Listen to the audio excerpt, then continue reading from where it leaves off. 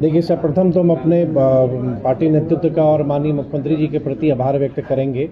कि उन्होंने मुझे पुनः मंत्रिपरिषद में स्थान दिया है और बिहार राज्य के लिए कुछ करने की जिम्मेदारी हमें सौंपी है।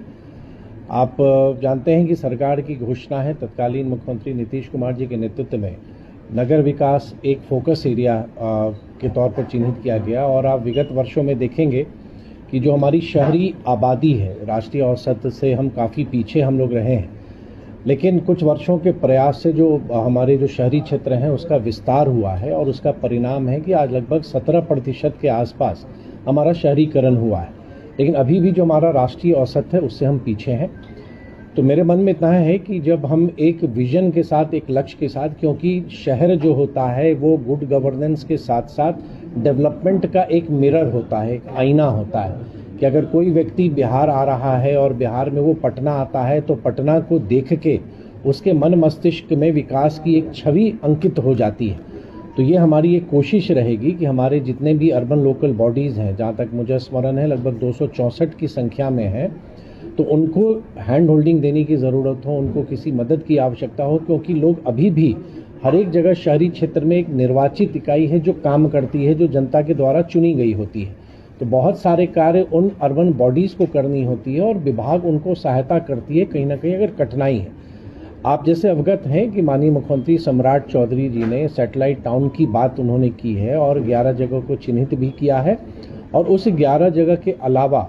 अभी रोहतास में भी एक प्रस्ताव है जो अभी विचाराधीन है, जिस पर भी फाइनल निर्णय नहीं हुआ है। तो अभी जिसकी स्वीकृति हुई है 11 हमें ऐसे टाउनशिप को भी हमें डेवलप करने हैं। वो बहुत बड़ी वृहद योजना है, बहुत एम्बिशियस प्लान है। साथ ही साथ हमारी जितनी नगर इकाई हैं उनकी मास्टर प्लान हम तैयार कराएं ताकि अगले 50 वर्षों में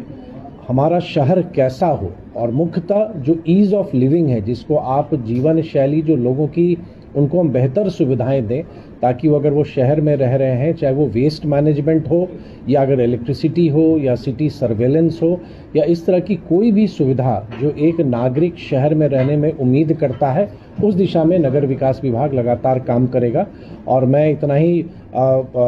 ईश्वर से प्रार्थना करूंगा कि ईश्वर मुझे इतना सामर्थ्य दे, इतनी शक्ति दे कि मैं बिहार के लोगों की जो अपेक्षा है कि बिहार सरकार जो जनादेश एनडीए को मिला है पिछले चुनाव में, उस जनादेश के अनुरूप सरकार काम करे। और मैं इतना विश्वास दिलाऊंगा कि अपनी पूरी क्षमता का इस्तेमाल करके बिहार में नगर विकास विभाग के माध्यम से जन कल्याण के साथ साथ विकसित बिहार और विकसित भारत की दिशा में जो प्रधानमंत्री मोदी जी का संकल्प है, उस दिशा में मजबूती से हम आगे बढ़ेंगे। तो आप सबको शायद स्मरण नहीं होगा,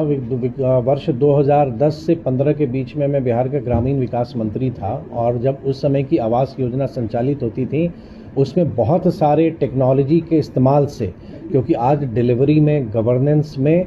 टेक्नोलॉजी बहुत महत्वपूर्ण है, तो हम चाहेंगे कि जो हमारी योजनाएं हैं पूरी पारदर्शिता के साथ लोगों को सुगमता से मिले। और जब मैंने कहा कि अगर ईज़ ऑफ लिविंग की हम बात करते हैं तो ईज़ ऑफ सर्विसेज जो उनका अधिकार है, विभाग या कोई भी पदाधिकारी या कोई भी व्यक्ति उन पर कृपा नहीं करता है, ये हमारे नागरिकों का अधिकार है। पूरी पारदर्शिता और उत्तरदायित्व के साथ अकाउंटेबिलिटी एंड ट्रांसपेरेंसी के तहत हम लोगों को जो सरकार की योजनाएं हैं उसको पहुंचाने की